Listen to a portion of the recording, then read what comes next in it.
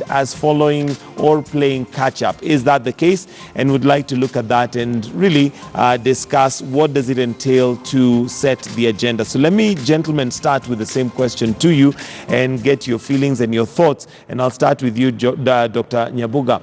Do you feel that the Kenyan media is actively setting agenda? We'll come to the question of whether that's what we're supposed to do, but are we setting that agenda? Let me first say that when we're looking at agenda setting, we ought to ask ourselves several questions. What kind of agenda and whose agenda is it? Because oftentimes we've been told that the media sets the agenda. But if we look at, for example, newspapers, we look at or we watch television and listen to radio, the agenda that is being set is of the sources, and particularly politicians, because we seem to obsess with politics. And consequently, then the media is used. Allow me to pause you there. When you say we seem to obsess with politics, do you mean the media or Kenyans in general? The Kenyans in general, but mostly the media.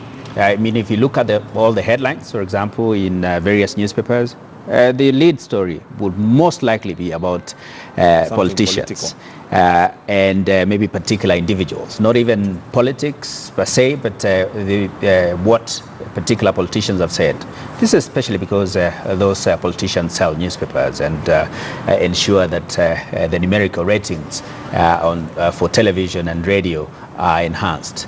And just to go back to the issue of whether the media sets the agenda or is it the agenda of the sources and especially politicians, I would say that the media is actually used to set particular agendas, and those agendas of those maybe politicians or political actors. And this would be specific politicians. And we look at maybe a content analysis, serious content analysis in the last 1 month. It would be about maybe 2022 politics or 2022 elections. It would be about the handshake. It would be about Raila or William Ruto or Uhuru Kenyatta, and nothing very serious in terms of setting the agenda. So if the media wanted to set the agenda, they would invest more in investigative journalism, so that the issues that they bring out are issues that they privilege, issues that they've invested in, rather than just a mere reportage of what's going on. All right, let me come to you. And sources have said. Caleb, do you feel that we set the agenda, and whose agenda, like Dr. Nyabuga says, whose agenda are we setting? Once in a while we do set the agenda. Once in a while, when we invest in research, when we invest in investigative journalism, then we set the agenda. But most of the time it's the sources, as Nyabuga says, it's the politicians, it's the government that sets the agenda for us. For instance, when we cover what we call graft, most of the time is the graft stories are coming from within government. As the source that tells us so much money is missing. And most of the time the stories are leaked for particular purposes. They have a certain agenda that they're out to accomplish. Yes. So we simply take off and run away with what we get from government, from politicians. So unless we put money where money is supposed to be placed, and arm our people with enough research, we get a team or a package that we will dig out issues that are relevant to Kenyans. Too much politics is not agenda setting. It's not, okay. Dr. Kamau, your thoughts on whether we set the agenda? You know, the concept of agenda setting revolves around the issues that are given preference and prominence in terms of coverage through a filtering process, and therefore definitely somebody is setting that agenda. The question I think we've asked a couple of times is whose agenda then is driving the process. And I would want to give you an example. Recently there was a lot of focus on hunger in some parts of the country, and then some politicians came and started accusing the media of running somebody else's agenda, and I don't know whether the media was intimidated into allowing that situation to die. The point I wanted to bring out is, yes, we've spoken about the agenda of the politicians. They are very good in using the media to drive or set their own agenda. But when we ask that question of whose agenda, and for me, I've always been passionate about Wanjiko's agenda, the common man. What are the issues that really matter to the common man? And I think that would be the role of the media to, in the coverage of issues and even in filtering through things, is to ensure that the agenda of the ordinary person, what you call the public interest, is not lost when there are these other competing agendas that tend to drive coverage around issues. All right, I'll come to you, Dr. Nyabuga. And the thing is, as much as we say that politicians, for instance, are setting the agenda, on the same breath, you mentioned that would sometimes put the names of certain politicians or those topics on the headlines to sell the newspaper. Does that then mean that that's what people want to consume? That's what people want to read? Because if that is what is selling the newspapers, it means that there is a market for it. Because at the end of the day, we are also in business. I think if you look at the cumulative sales for newspapers, they are falling. Circulation is falling. And that could also be attributed to the fact that there is a change in how people consume news. There is social media. There is all those platforms that have come up. Partly, but also because, of course, we don't have the disposable income sometimes to afford newspapers every day. But doesn't negate the fact that obviously Kenyans are interested in politics. Politics seems to drive everything else. It affects various decisions that we take or we make in society and for ourselves. But whether what the newspapers actually carry really interests the consumers is another issue. And whether the issues are of genuine public interest is another issue, because oftentimes the newspapers and journalists will tell you that they're serving public interest. But the choices that are made by certain gatekeepers that think that this is what the audiences ought to be interested in, rather than what the audiences are interested in. So we very rarely carry out research to determine what would really interest the public. As Dr. Sam Kamau said, the issues of the common person, the common man and common woman, are oftentimes excluded from the newspapers. And what we have is a fallacy of importance. So the gatekeepers, for example, that sit in newsrooms decide that this is what is going to sell the newspapers, this is what is going to attract audiences, and then put that as the main stories. Of course, I mean, if you do serious content analysis of the newspapers, we find that the stories of the common person are hidden in the inside pages. They come in the third or fourth article on TV or on radio. But the most prominent stories would touch obviously on the elite people. And from a theoretical perspective, elite people obviously make more news than the ordinary people. And sometimes we would assume that whatever they are saying is what the common person, and living, for example, in a representative democracy, if you may, it would seem that they are talking on behalf of their constituents. And the constituents obviously include ourselves as ordinary people and ordinary consumers of media and news. So it may be that whatever they say interests us, but it's important that what the elite say is balanced with the issues that touch on the common person. All right. Dr. Kamau, how do we go about scientifically establishing what really people want to read? Because then we have a challenge in the sense that we need to sell the newspapers. At the same time, we have what Dr. Nyabuga is referring to as gatekeepers who make those decisions on behalf of the rest of the masses. But how do we now then establish these are the matters that matter to people? I would say, now that you have used the word scientifically determined, that implies research. I think there needs to be more investment in terms of research into audience behavior, because one of the things we have seen of late is that there are changing characteristics among today's audience in terms of consumption, in terms of what they consider important, in terms of what content is today compared to what content was, and I'm sure my brother would attest to that. So there may be a need to invest in that a little bit more in terms of improving our tools, not just measuring, audiences who is following us and all that, but perhaps what they are interested in, what are the things that really matter and of concern to them. Because right now, I'm sure if you are to look at what is the issue that really concerns, the ordinary person, and this is when our agenda setting plays a role, because the argument is what media seems to give preference and what media gives prominence is what now the public will end up thinking as important. But in today's environment, what we have seen is that the media's power in agenda setting has also been severely eroded because of emergence of other players. For example, social media allows conversation and engagement of ordinary people in those spaces. You'll also see there are people, influential personalities online that also tend to drive conversations and discussion around specific issues. And I think it is important to acknowledge all those things are important. But you need to invest in better research in terms of of trying. And you see the audience today is quite fragmented in terms of there are very many segments that have different interests, and therefore coming up with the products that would suit those people. But in terms of the things that really matter, that we can all agree these things are important.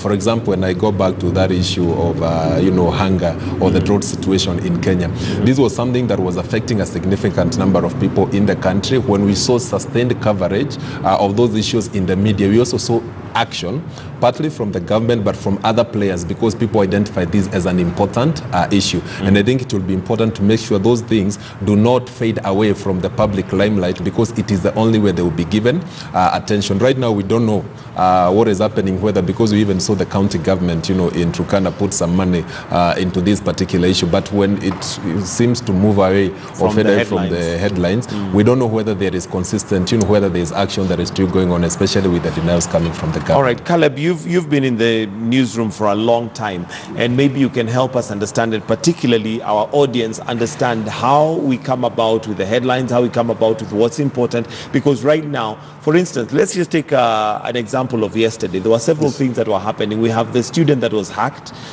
which of course made news on social media. It was all over because of the brutality of the murder. We also had, for instance, the deputy president who went and got his Huduma number. He was in the queue. That could have been a PR exercise or whatever. We also had the ODM leader Raila Odinga come up with the question of why they lost in Ugenya. There's all those things happening. They're all important to some people, but have different weight to different people. What advises, what makes it to the headlines? Let me go back to my past.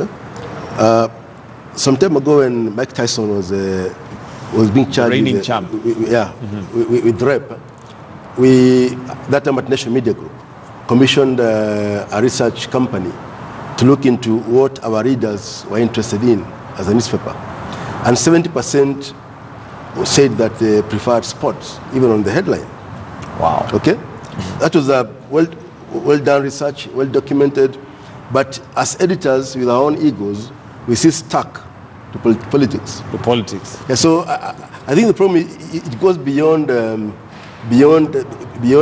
research, as my brother says, back to where we sit as gatekeepers.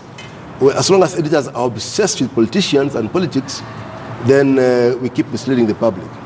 Because it's very clear that the other day, the Standard had a story on depression. And as a group I belong to, a media group on WhatsApp, and we were shocked pleasantly that for once, there's something different, and it's well researched, it's a serious topic. So even editors, we acknowledge that we need to shift from politics, from politicians, and if we must cover Raila, for instance, or Ruto, we must be focusing on issues that affect Wanjiko, as Dr. Kamau says.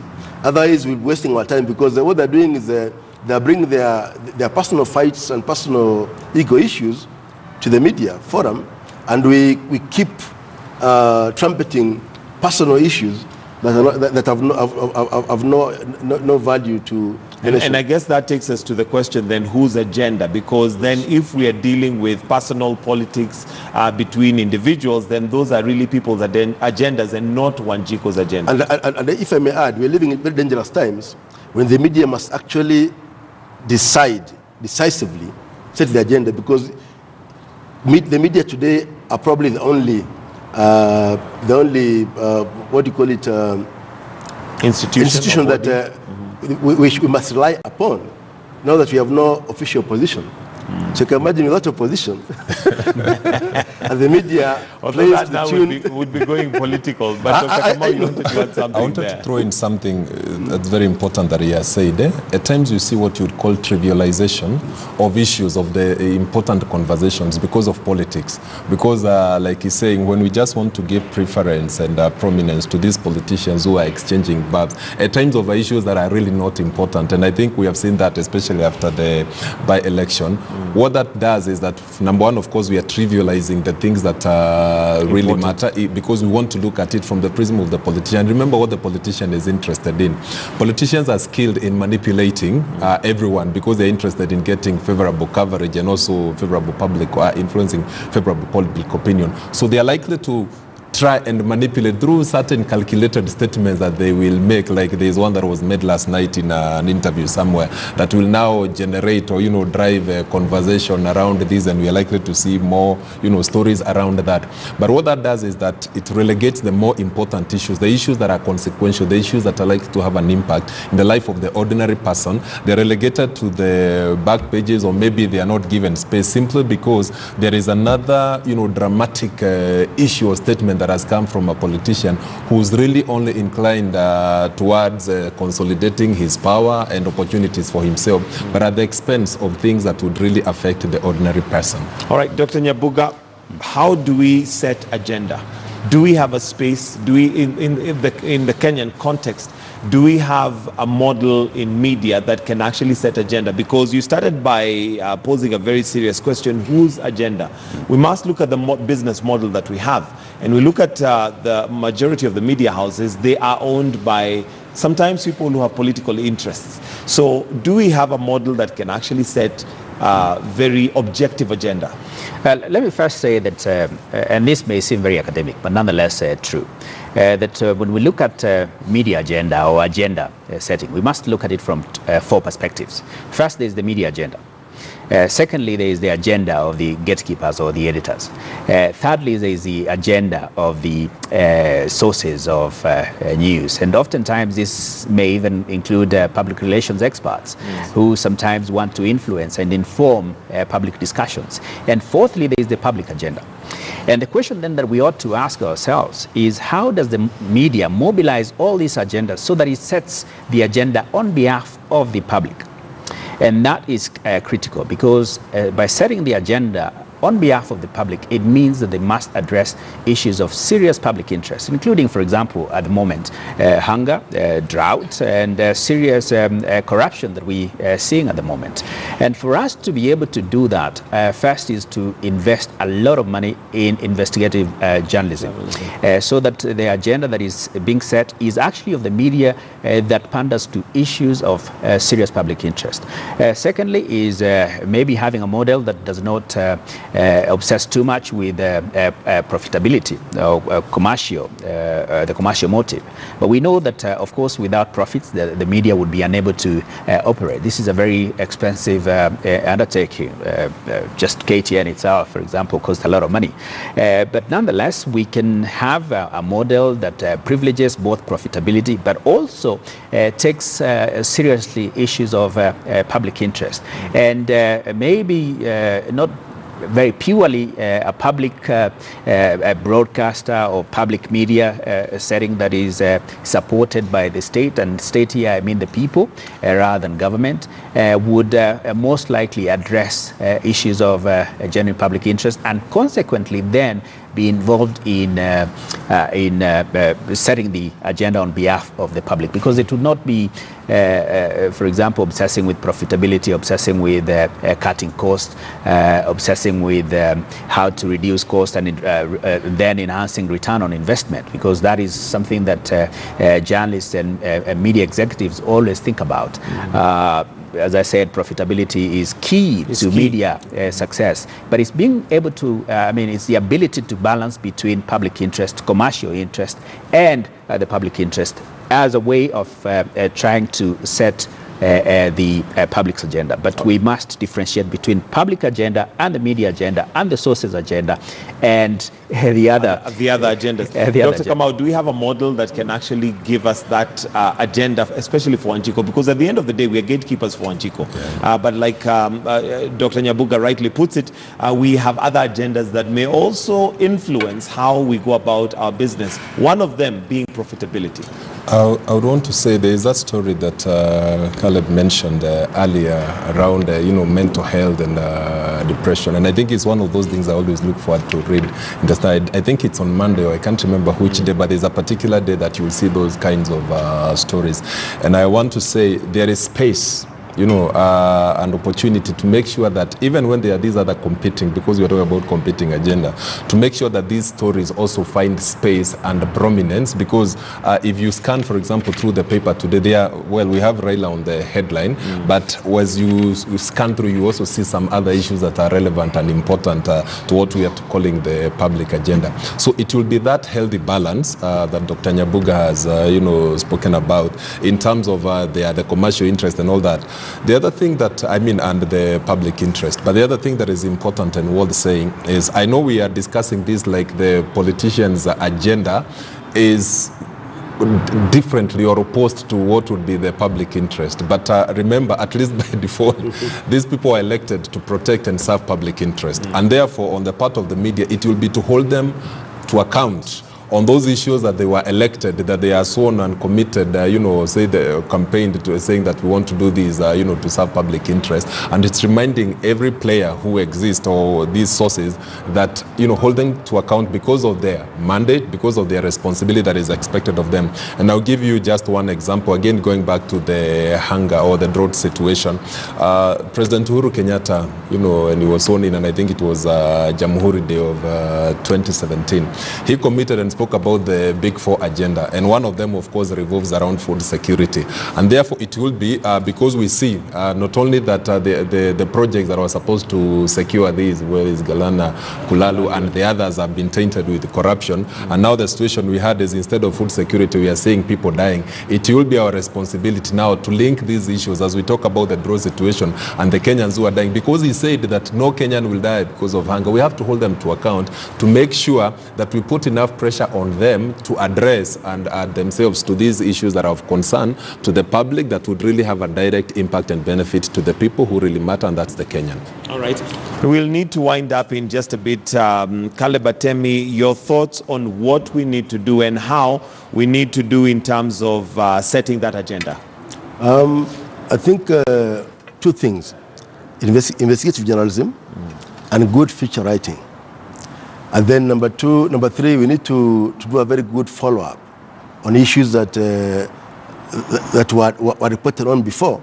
For instance, I'm interested in knowing what happened to Vision 2030. How far are we on that? How far are we on that? What are the milestones? Yeah.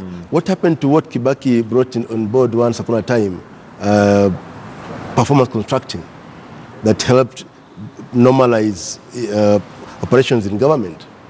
So the media must not fall into amnesia. We must learn to do proper follow-up. Well, what in your opinion makes us fall into that, what you're calling amnesia? Because these are things that we have discussed before in terms of investigative journalism. In fact, if you find many new journalists who are coming into the market, if you ask them, they would want to get into investigative journalism. Of course, they may not understand how difficult it is to get into that space. But what is it that maybe causes that lull within the media?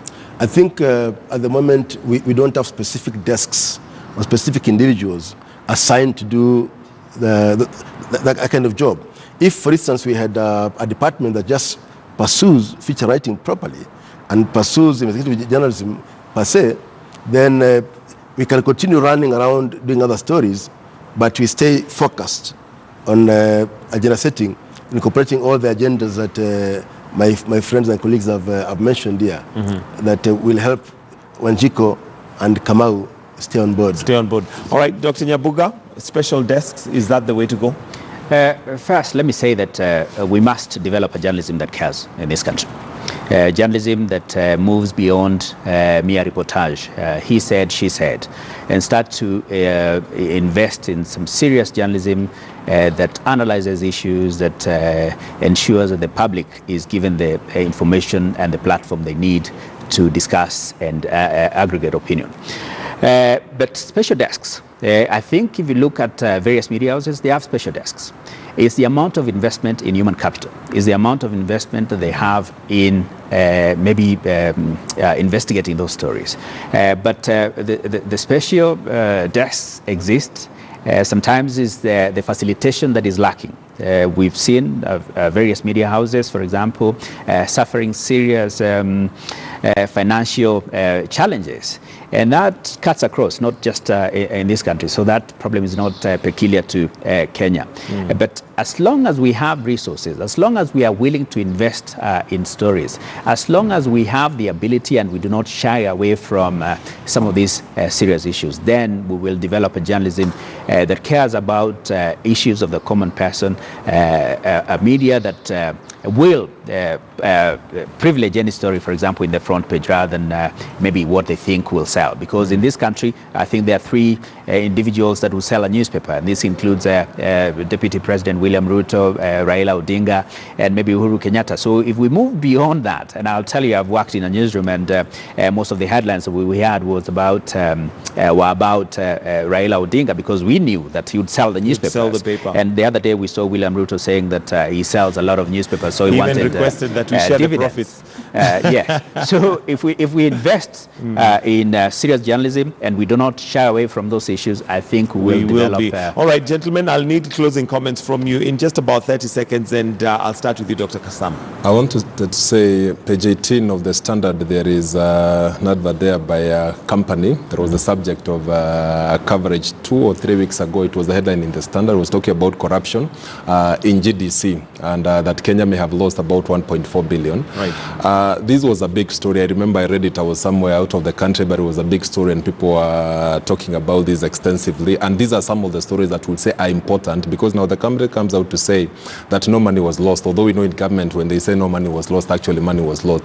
But I wanted to credit the media in the fact that on one end we have been very successful in keeping the anti-corruption agenda alive, because I think it is through this repeated coverage we're also seeing efforts from the government trying to deal, or I mean from the different agencies trying to deal with this. And I think these are some of the good stories that we must make sure continue to find space as we continue. And these are some of the important things when you talk about agenda setting. All right, thank you. Caleb, your closing remarks. I think the media so far are doing a good job, considering that the fact that the economy is tight and money is scarce.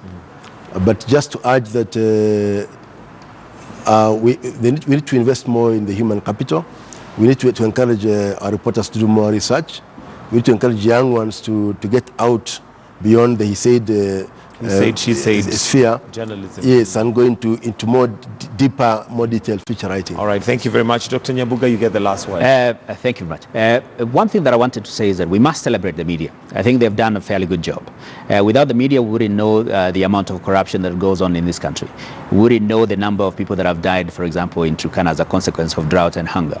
We wouldn't know about the challenges with our healthcare, our housing, the pollution, the amount of pollution that we have in this country. And consequently then, we must invest a lot more in the media. We must trust the media more, because what we've seen is a crisis of trust and crisis of credibility as a consequence sometimes of people not trusting the media, railing against the media and thinking that journalism exists to serve certain interests. And the media can set the agenda by not shying away from some issues, by balancing both elite issues and the common people's issues. And that balance itself will ensure that the people have trust in the media, that the credibility of the media goes up, and that it is reliable in terms of providing information and providing a platform through which we can engage with one another on the issues. All right. Thank you, gentlemen. Dr. George Nyabuga, Dr. Sam Kamau, and Caleb Atemi for joining us this morning on the newsroom. So, of course, this conversation goes on online, and remember the question that we've been asking